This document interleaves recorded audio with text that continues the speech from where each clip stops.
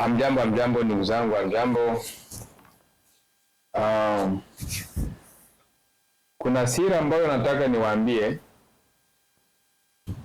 Pale unapokuwa unatafuta nyumba, unafikia stage ya kutia ile barua ambayo tunaita a house offer letter. Ile offer letter yako ile unatia, unaambia ule agency wako,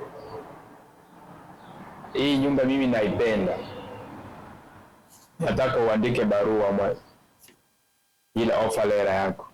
Sasa siri kubwa hapo iliyopo, sababu ya kusema eti Serving itakuwa inakusaidia sana na itakusaidia unapokuwa kwenye mikakati ya kununua nyumba.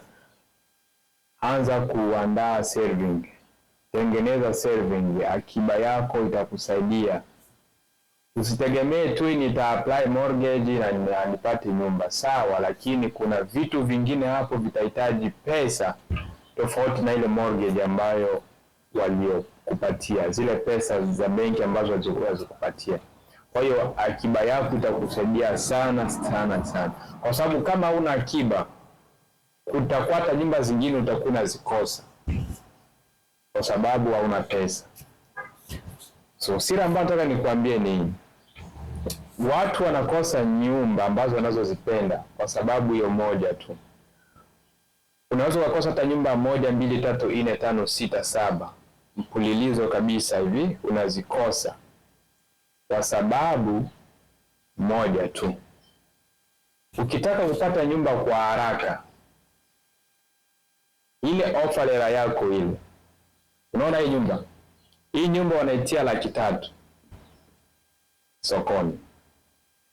Sasa ile offer letter yako wewe inapaswa iende juu ya hizo pesa.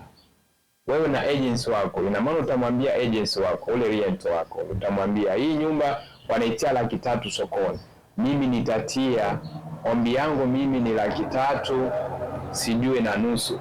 Inaweza kawezekana hata ile 50 unaweza ukaitia juu, hata $30 sijue $30 unaweza ukazitia, $25.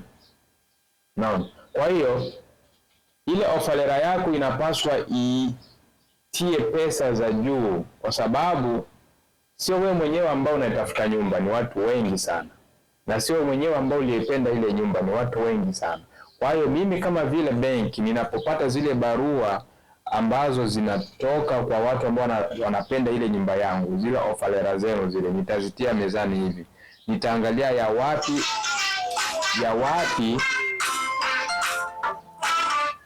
wapi ambayo iliyonipatia pesa zaidi. Kwa hiyo mimi kama vile benki, zile offer letter zenu nitazitia mezani zote hivi. Naangalia ya wapi ambayo iliyonipatia pesa zaidi ya zile ambazo nilitia online. Kwa hiyo unapoona nyumba iko online ni 300,000, usizani ni zile 300,000 tu ndio anazokuwa anazichukua. Hapana, wanachukua hata 300,000 na nusu, 340,000, 330,000, 325,000, 320,000. Kwa hiyo kama benki imekupatia 300,000, utafuta nyumba 300,000, na wewe umepata nyumba kabisa umeipenda 300,000. Kama uko na Serving ya mzuri, tia hata ile offer yako ile, tia hata 325,000, hata 330,000, hata 350,000 tia, kwa sababu itakusaidia wewe unaitafuta nyumba. Mwingine akitia 30,000 na wewe umetia sijui 40,000, mimi benki nitachukua ile barua ya 300,040.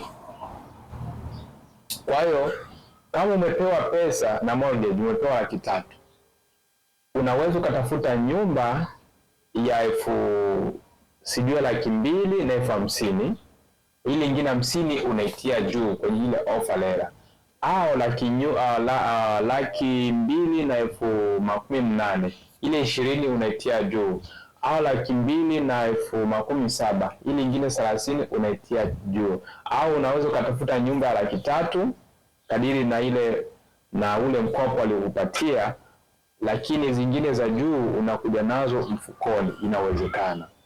Au unaweza ukatafuta nyumba ya chini ya zile pesa ambazo wanazokupatia, alafu zile zingine unazitia juu ili ienee sawasawa kabisa na mkopo wao, inawezekana.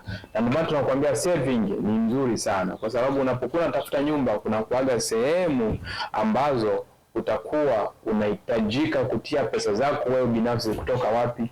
Mfukoni. Haitakuwa ile mortgage tu ita-apply mkopo tu na nipate nyumba, hapana. Kwa hiyo unaweza kukosa nyumba ambazo unazozipenda kwa sababu ya hilo.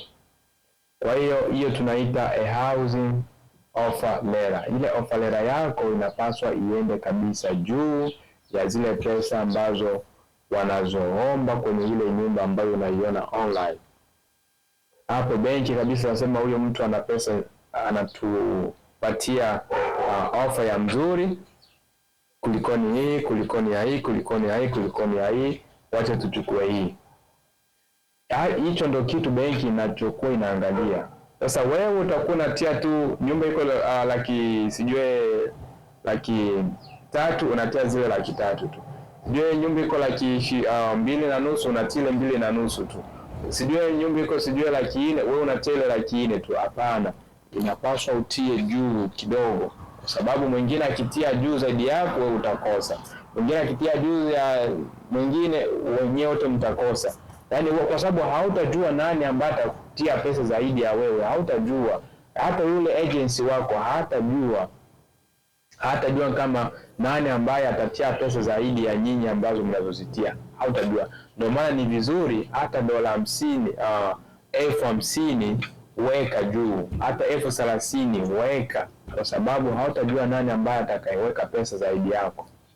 Na hiyo ndio inakuwa siri ya kupata nyumba mapema.